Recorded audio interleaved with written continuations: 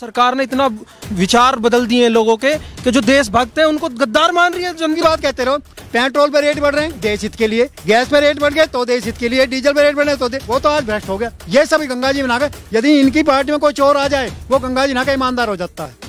कोई भी हो, चाहे वो कितना ही बड़ा भ्रष्ट हो, वो गंगा जी नहा लिया वो ईमानदार, वो फिर मोदी जी का भक्त। किसान की आमदनी को आधा कर दिया। अब हमारा एक ही उद्देश्य है कि बीजेपी के एमएलए को आधा कर देना। उधर तो कहते हैं ये मेरा भाई चोर है, लेकिन मैं चोर की सपोर्ट जरूर करूंगा। तो फिर ये कौन सा तरीका है? या तो ये कहो ये चोर नहीं है, और यदि ये चोर है तो इससे अलग हटो। गन्ने फैक्ट्री मोहद्दीनपुर चलवा दी, उसके हमारे इन्हें सांस नहीं ले रहे हैं प्रचार करते करते कि हमने तो इतना बड़ा काम कर दिया। और किसान जिस दिन बागी हो गया ना, उस दिन देश की स्थिति डगमगा। जिस तरीके से माहौल उत्तर प्रदेश में फिलहाल किस तरीके से आप देख रहे हैं और क्या होने वाला है? 4.5 साल से ज्यादा का वक्त हो चुका है, 4-5 महीने बाकी है भैया। 4-5 महीने बाकी है, 4.5 साल इन्हें हो गए, 7.5 साल हो गए केंद्र वालों को। इन्होंने कहा था कि हम किसान की आमदनी दुगनी करेंगे 2022 तक। 2022 तक 2022 आने में सिर्फ 1.5 महीना रह गया। क्या पता 1.5 महीने में हो जाए? नहीं हो सकता। अब तक नहीं हुआ, अब कैसे होगा? अब इन्होंने क्या कर दिया, किसान की आमदनी को आधा कर दिया। अब हमारा एक ही उद्देश्य है कि बीजेपी के एमएलए को आधा कर देना है।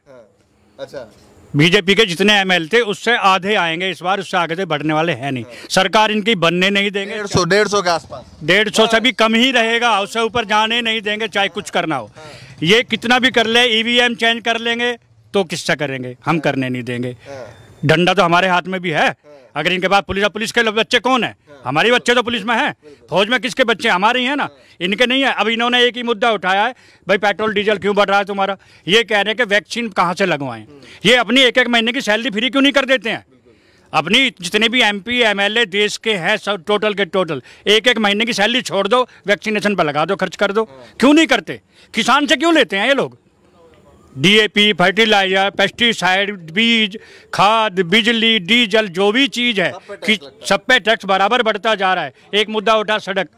अब भाई साहब ने कहा कि टोल हम दे रहे हैं, तो फिर हम चाहिए रोड टैक्स क्यों लेते हैं? ये क्या है? अपने घर से थोड़ी ना रोड बना रहे हैं। ये रोड तो एक रोड के बदले 5 रोड का टैक्स हमसे वसूल कर लेते हैं। ये अपने घर से क्या देते हैं? अपने घर से देना तो एक महीने की सैलरी दो। ये इस बार बीजेपी का बहुत बुरा हाल होने वाला है। किसान बहुत नाराज हैं।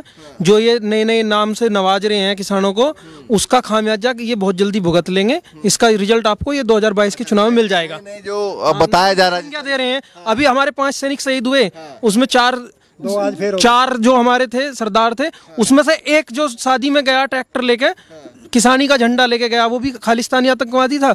मैं जनता से पूछना चाहता हूँ, वो भी आतंकवादी था? वो अपना झंडा लेके गया किसानी का, शादी में ट्रैक्टर पे, शहीद हुआ देश के लिए। क्या चल रहा है ये मतलब सरकार ने इतना विचार बदल दिए हैं लोगों के कि जो देशभक्त हैं उनको गद्दार मान रही है जनता। ये नहीं समझ रही कि जो असली देशभक्त है वो देशभक्त, किसान से बड़ा कोई देशभक्त नहीं है इस देश में। कहती है अंधाता है, एक तरफ कहती है अंधाता है, दूसरी तरफ बताती है खालिस्तानी है। ये इनका कौन सा तरीका? ये हमारे माननीय प्रधानमंत्री जी कहते हैं कि एक राष्ट्र एक मिशन, एक है सब कुछ, एक कार्ड होगा। जब सब कुछ एक होगा तो हरियाणा में क्या है, पंजाब में क्या है, यूपी में क्या, फिर सब एक जैसा क्यों नहीं करते हैं? पंजाब में बिजली फ्री है, हरियाणा में 35 रुपये हॉर्स पावर है, यूपी में 175 रुपये हॉर्स पावर है। फिर कहाँ का एक राष्ट्र एक मिशन की बात होगी? किसानों का मुद्दा सबसे ज्यादा उत्तर प्रदेश में, ये किसानों के दिल की आवाज है कि भाई जिन किसानों ने मिलकर बीजेपी को सत्ता में बिठाया, अब जो है नए नए तरीके से, नए नए नामों से उनको बुलाया जा रहा है और उनको जिस तरीके से संज्ञा दिया जा रहा है, उसको लेकर काफ़ी किसानों के दिल में दर्द है। आप एक बार खुद महसूस करके देखिए कि आप जिसका समर्थन करते आए हैं, जिसको सपोर्ट करते आए हैं, और बाद में इस तरीके की बातें हों तो क्या दिल पे गुजरता है। ये उधर ये कहते हैं ये हमारे अंधाता है, बहुत अच्छी बात। और उधर माननीय प्रधानमंत्री जी कह रहे हैं कि हम तो छोटे किसानों के लिए तो विशेष उपलब्धि लेकर आए इस एमएसपी से और इस किसान कानून से। जब छोटे, मैं 5 बीघा किसान हूँ, मेरे पास 4 कुंटल गेहूँ हैं, मैं उसको मंडी लेके जाऊँगा, अपने बच्चों का पेट भरूंगा पहले, हैं? तो छोटे किसान को कहाँ इसका मुनाफा होगा? मुनाफा तो जिसमें भी होना, बड़े को ही तो होना, छोटे को तो कुछ मिलना ही नहीं। छोटे को तो सिर्फ दंड भरना है, बिजली का दंड भरो, पैसे नहीं मिलेंगे उसका दंड भरो, खेत में बिजार खा जाए उसका दंड भरो, बाकी सब कुछ इनकी जरूरी है। अच्छा, ये बताइए कि अब 4.5 साल देख लिया आपने, ठीक है, 7-8 साल हो गए केंद्र में भी सरकार है ना, क्या सोच रहे हैं? मतलब दिमाग में अब क्या चल रहा है? क्योंकि काफी टाइम बाद बीजेपी को तमाम लोग लेकर आए थे कि भाई एक बार ट्राई करते हैं, लेकर आते हैं। हाँ, इनका सबसे बढ़िया तो एक फंडा है। ये लागत करते हैं 100 रुपये खर्च और प्रचार में करते हैं 5000 रुपये खर्च। सिर्फ एक मेन उद्देश्य इनका, दूसरा और इसके अलावा कुछ है ही नहीं। सिर्फ प्रचार पे ध्यान है, काम हो या ना हो। 100 रुपये प्रचार का बोर्ड लगा दिया, उसे 5,000 रुपये बोर्डों में खर्च होंगे, ना कि किसी कहीं सड़क बनेगी, ना कोई और मुद्दा। इस पश्चिमी यूपी में या कहीं भी ये बात करो, 8 साल में कौन सी गन्ने की फैक्ट्री एक भी लगाई हो तो बता दो। सिर्फ एक गन्ने की फैक्ट्री मोहद्दीनपुर चलवा दी, उसके हमारे इन्हें सांस नहीं ले रहे हैं प्रचार करते करते कि हमने तो इतना बड़ा काम कर दिया। कितना बड़ा काम हो गया, एक नई फैक्ट्री लगा के तो दिखाओ कि हम कांग्रेस ने कितनी फैक्ट्री लगवाई हुई है। जो 70 साल जिसने इसकी व्यवस्था बनाई, जिसने नींव धरी है, उसको वो कुछ नहीं रहा, वो तो आज भ्रष्ट हो गया। ये सभी गंगा जी बना के, यदि इनकी पार्टी में कोई चोर आ जाए, वो गंगा जी नहा के ईमानदार हो जाता है। कोई भी हो, चाहे वो कितना ही बड़ा भ्रष्ट हो, वो गंगा जी नहा लिया, वो ईमानदार, वो फिर मोदी जी का भक्त, वो चोरी नहीं करेगा, बेईमानी नहीं करेगा, भ्रष्टाचारी नहीं करेगा। और यदि इनकी पार्टी से कोई और कहेगा, वो चोर हो जाएगा तुरंत ही। बहुत अच्छी बात है, तुम्हारी नीति बहुत बढ़िया है। सारी बात को दिल में दबा के बैठे हैं, क्या करें अब, लटक मारे किसका है, यहाँ लटक का नाम भी लिया तो चलो थाना, चलो जेल। नहीं रहा ना, इस हद तक मजबूर मत करो किसान को कि लट उठा ले। जो लखीमपुर खीरी का जो कांड हुआ है, वो उसमें मंत्री अभी तक अरेस्ट नहीं हुआ, और उसका लड़का भी इन्होंने जैसे ट्रीटमेंट दे रहे हैं वो हम सब देख रहे हैं। मैं सरकार को ये चेताना चाहता हूँ कि इस समस्या को हल कर ले किसान वाली को, नहीं तो अगर किसान जिस दिन बागी हो गया ना, उस दिन देश की स्थिति डगमगा जाएगी। पहले भी जब अंग्रेज थे, जब भी किसान ने बगावत शुरू करी थी, 1857 की क्रांति मेरठ से शुरू हुई थी, वे भी किसान ही थे। जो किसान जिस चीज में घुसता है ना, उसे पार तार के रखता है। सरकार ये ना सोचे कि किसान कमजोर है या किसान, कुछ किसान है, कुछ किसान नहीं है, सब नहीं जाते हैं, लेकिन जिस दिन जरूरत पड़ेगी उस दिन एक बहुत बड़ा वर्ग खड़ा होगा सरकार के सामने और बहुत बड़ा तांडव हो जाएगा देश में। हम वो नहीं चाहते, हम ये चाहते हैं कि बात से, सुलह से ये समस्या हल हो जाए। बताइए कि किसानों के आपके मंत्री हैं, बीजेपी से आते हैं, संजीव बालियान हो गए, वो भी अब दिखाई दे रहे हैं, अभी कह रहे हैं कि भैया सरकार ने गलत किया है, किसानों ने ठीक किया है, मतलब किसानों की जो मांग है वो गलत, ये मानते हैं गलत किया तो ये रिजाइन क्यों नहीं देते। हमारी समझ यह बात है, तो उधर तो कहते हैं कि मेरा भाई चोर है, लेकिन मैं चोर की सपोर्ट जरूर करूंगा। तो फिर ये कौन सा तरीका है, या तो ये कहो ये चोर नहीं है, और यदि ये चोर है तो इससे अलग हटो, उसको कह दो हमने तो अपने खाते दाखिल बेदखल कर दिया। उधर तो समझने में थोड़ी दिक्कत हो, नहीं समझने में दिक्कत, या 5 साल पिछले 7 साल समझ नहीं पाए हो तो प्राइमरी में एडमिशन लो जाकर। जब तुम अब तक नहीं समझ पाए, पढ़े लिखे होगा, नहीं समझ रहे, तो गांव का तो किसान है, भुक्का मर रहा है, तो क्या समझेगा। उनका मानना यह है कि हम इनको जो फिर उसी तरीके से भावनात्मक बात करेंगे। जब भावनात्मक उधर मोदी जी रोएंगे, तो वे जो भावनात्मक हर वक्त इंटरव्यू देते हैं ना, देश के भाइयों और बहनों, मैंने इतना किया और ये करूंगा, अब इस सब बातों से लोग जागरूक होना शुरू होगा। क्योंकि जब भुक्का मरेगा तो किसी से कुछ सवाल करेगा। जब मैं भुक्का हूंगा तो मैं आपके पास भी जाऊंगा, इनके पास भी जाऊंगा, 4 आदमियों से पूछूंगा। जब मैं 4 आदमी, तो मुझे कुछ तो कहीं सीख मिलेगी, और जब मुझे सीख मिलेगी तो मैं उसके बारे में विचार भी करूंगा।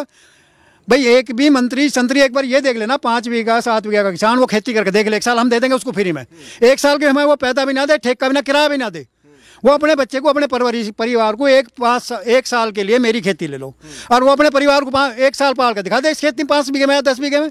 जिस तरीके वहाँ बैठे रोजाना कानून बनाना, आदेश और उपदेश बड़ा आराम का काम है, लेकिन उसको अमल में भी तो लाकर दिखाओ ना। तो वहाँ कह रहे हो हम तो छोटे किसानों के लिए बहुत बड़ी योजना लेकर आए हैं, इससे तो देश का भला हो जाए। देश का भला तुम आज तक जब 70 साल में उन पर हुआ नहीं, तुम पिछले एक ही बात कहते रहो, पेट्रोल पर रेट बढ़ रहे हैं देश हित के लिए, गैस पर रेट बढ़ गए तो देश हित के लिए, डीजल पर रेट बढ़ रहे तो सारा काम देश हित में ही कर रहा, तो बाकी तो सब देश। कह रहे हैं वैक्सीन में भी, जो वैक्सीन लग रहा है लोगों को, उसमें भी कह रहे हैं कि भाई वो जो पैसा जा रहा है वो आए कहाँ से, इसलिए पेट्रोल महंगा कर रहे हैं। बीजेपी के नेता बयान दे, बहुत अच्छी बात, लेकिन वैक्सीन तो अब ये 2 बार लगी 500 रुपए की, और मैं सिलेंडर पे, एक ही सिलेंडर 500 रुपए हर महीने दे रहा हूँ। मेरे परिवार में 4 मेंबर है, मैंने 2 महीने के पैसे में से वैक्सीन लग गई, और मैं तो हर महीने दे रहा हूँ 500 रुपए। ये कान ऐसे नहीं, ऐसे नहीं, ऐसे पकड़ो, मैं तुम्हें सब्सिडी ऐसे नहीं करके दे, ऐसे दूंगा। ये तो DAP भी 1900 रुपए की होती, यदि राकेश टिकैत बॉर्डर पे ना होते, नहीं 100 तो बढ़ गया तो 1900 की हो गई ही। यदि राकेश टिकैत बॉर्डर पे ना पहुंचे तो 1900 की होती, जो फिर 1200-1300 में आ गई है। इन सबको, विधायक, MP, सबको पेंशन छोड़नी चाहिए। जब किसान का बच्चा जो एक सिपाही होता है और 58 साल तक जॉब करता है, शहीद भी होते हैं, उनको पेंशन नहीं है, और ये मजाए मार रहे हैं इनको सब कुछ, इनके इतने भत्ते सारी चीज, इनकी सबसे पहले तो ये पेंशन ही बंद होनी चाहिए। जो ये हमें जो ये बात बता रहे हैं नेताओं की, पेंशन बंद होने से ही वैक्सीन का पैसा तो इस पेंशन से ही आ जाएगा, महंगाई करने की आवश्यकता नहीं है। उधर तो ये कहते हैं भाई ये प्राइवेट, बिजली, रेल, सब कुछ प्राइवेट। जब सब कुछ प्राइवेट करना है तो फिर सरकार की क्या जरूरत है, यह बात और सरकार हमें बताए। भाई सरकार की जरूरत जब सरकारी संस्थान है, जब सरकारी संस्थान, नौकरी सरकारी नहीं, रेलवे सरकारी नहीं, BSNL सरकारी नहीं, कोई भी चीज तो सरकारी है नहीं, और सरकार जरूर सरकारी चाहिए, क्या जरूरत है उसकी? सरकारी प्राइवेट होनी चाहिए, सरकारी प्राइवेट होनी चाहिए, उसकी कोई जरूरत है नहीं। फिर तो प्रधानमंत्री ठेकेदार हो जाओ, और क्या जरूरत है? कोई भी ठेकेदार प्रधानमंत्री हो जाएगा फिर तो। ठेका ले लेगा ना, वो देश चलाने का ठेका ले लेगा। जैसे इन्होंने ठेका ले लिया, अब ठेका ही तो ले रखा है इन्होंने देश चलाने का। नाम कर दिया हम विकास कर रहे हैं, सबका साथ, सबका विकास, सबका विश्वास भी जोड़ दिया।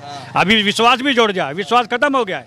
अब विश्वास इनके साथ नहीं रहा है, विश्वास आम जनता और किसान मजदूर के साथ विश्वास है। अब आम जनता और किसान एकजुट होगा और इन्हें सत्ता से बेदखल करेगा। इस उत्तर प्रदेश में फिर भी लगातार बीजेपी के तमाम नेता जो है वो चैलेंज कर रहे हैं, कह रहे हैं, योगी जी कह रहे हैं 350 पार 400 पहुंचेंगे कह रहे हैं। अभी इन्होंने निकाय चुनाव में जो इसका रिहर्सल था वो देख लिया है। इन्होंने जबरदस्ती करके अपने जो जिला पंचायत अध्यक्ष और प्रमुख बनाए हैं वो जबरदस्ती बना दे, किसी का टिकट तक नहीं भरना। ये तो इनकी गुंडागर्दी सामने आ गई है। अब ये गुंडागर्दी पब्लिक की वोट पड़ेगी, इसमें कर नहीं सकते, क्योंकि तो पब्लिक की वोट है। हमारे यहाँ कैसे आके करेंगे कि इसकी वोट डाल, क्यों डालेगा? हम तो हमारी मर्जी, हम डाल लेंगे, अपने हिसाब से डाल लेंगे, इनके कहने से नहीं। वहाँ तो इन्होंने टिकट ही नहीं भरने दिया किसी का। अभी हमारे गाजियाबाद में सिर्फ 2 कैंडिडेट इनके बीजेपी वालों के थे और 2 कैंडिडेट में इनका जिला अध्यक्ष भी इनका बना। क्यों बना? दूसरे का टिकट ही नहीं भरने दिया इन्होंने। ऐसी प्रमुख का हुआ, प्रमुख का भी इन्होंने यही करा। आम आदमी को तो टिकट ही नहीं